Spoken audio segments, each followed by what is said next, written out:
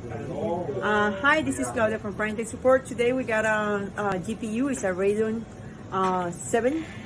So the issue that we encounter is that the customer seems that he tried to change the BIOS, but it was not done correctly. So we got the GPU. It was dead on arrival, and we started to doing the diagnostic. And this is what I found.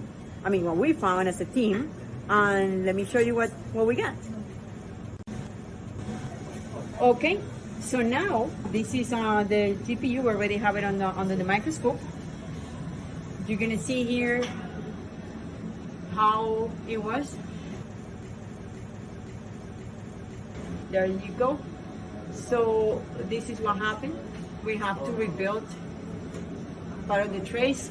We have some components that are missing, and we're using, you see that is missing over there as well.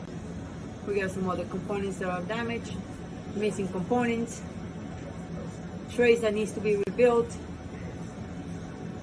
And after that, after we fix this part of the board, then we'll have to go and look into see if it works. If not, we have to go into the schematics to continue. So we're gonna see, and we'll show you how it goes.